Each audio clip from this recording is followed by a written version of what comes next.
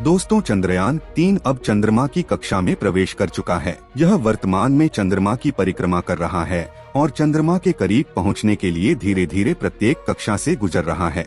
23 अगस्त को यह चंद्रमा की सतह पर सॉफ्ट लैंडिंग कर इतिहास रचेगा। इस मिशन की खास बात यह है, उसमें चंद्रयान-2 का ऑर्बिटर उसकी ताकत बनेगा। चंद्रयान-2 ऑर्बिटर से चंद्रयान-3 को क्या फायदा होगा, आइए जानते हैं इस वीडियो में।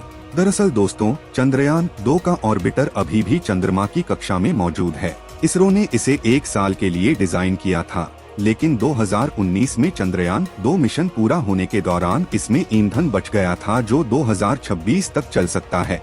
यही कारण है कि जब इसरो ने चंद्रयान-3 मिशन लॉन्च किया तो उन्होंने नया ऑर्बिटर नहीं भेजा और चंद्रयान-2 के ऑर्बिटर का उपयोग करने का निर्णय लिया। दोस्तों, ऑर्बिटर क्या होता है? ऑर्बिटर एक अंतरिक्ष यान है जिसे किसी ग्रह, चंद्रमा या किसी अन्य खगोलीय पिंड की कक्षा में स्थापित किया जाता है। एक बार कक्षा में स्थापित होने के बाद यह संबंधित ग्रह या चंद्रमा की परिक्रमा करना शुरू कर देता है और उसके बारे में जानकारी एकत्र करता है। ऑर्बिटर अंतरिक्ष एजेंसी से जुड़ा रहता है और उसे मिलने वाली सारी जानकारी पृथ्वी पर वापस भेजता है। दोस्तों, चंद्रयान-2 का ऑर्बिटर अब कहाँ है? चंद्रयान-2 का ऑर्बिटर फिलहाल चंद्रमा की कक्षा में चक्कर लगा रहा है। इसे 22 जुलाई 2019 को चंद्रयान-2 के साथ लॉन्च किया गया था। इसका वजन 2379 किलोग्राम है। चंद्रमा पर विक्रम लैंडर की क्रैश लैंडिंग के दौरान इसरो का उससे संपर्क टूट गया था, लेकिन ऑर्बिटर लगातार संपर्क में रहा।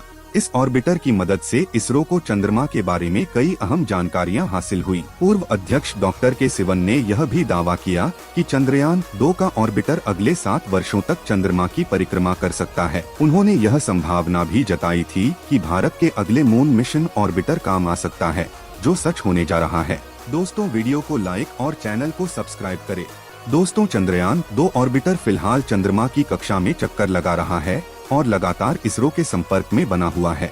इस ऑर्बिटर में कई पेलोड्स हैं, जिनमें से प्रत्येक के अपने विशिष्ट कार्य होते हैं। उदाहरण के लिए, यह चंद्रमा की कक्षा से चंद्रमा की सतह की उच्च रिजोल्यूशन वाली छवियां खींच सकता है और चंद्रमा की सतह पर खनिजों का पता लगा सकता है। यह सौर विकिरण की तीव्रता और लैंडिंग स्थल की स्थिति के बारे में भी जानकारी देना भी है। दोस्तों, चंद्रयान-3 मिशन के दौरान इसरो सहायता के लिए इसी ऑर्बिटर पर निर्भर रहेगा। जब विक्रम लैंडर चंद्रमा की सतह पर सॉफ्ट लैंडिंग का प्रयास करेगा तो ऑर्बिटर उस पर कड़ी नजर रखेगा और तस्वीरें इसरो को भेज देगा। इसके अतिरिक्त इसरो संचार के वैकल्पिक साधन के रूप में ऑर्बिटर का भी उपयोग कर सकता है। दरअसल दोस्तों, चंद्रयान-3 के साथ एक प्रोपल्शन मॉड्यूल भेजा गया है, जो लैंडर और इसरो के बीच संपर्क के माध्यम के रूप में काम करेगा। हालांकि यदि किसी कारण से लैंडर का प्रोपल्शन मॉड्यूल से संपर्क टूट जाता है तो ऑर्बिटर इस कार्य को संभाल लेगा। दोस्तों, चंद्रमा पर चंद्रयान-3 की सफल सॉफ्ट लैंडिंग के बाद रोवर चंद्रमा की सतह से जानकारी एकत्र करेगा और उसे लैंडर तक पहुंचाएगा। इसके बाद लैंडर यह जानकारी प्रोपल्शन मॉड्यूल को भेजेगा, जो इंडियन डीप स्पेस नेटवर्क में है।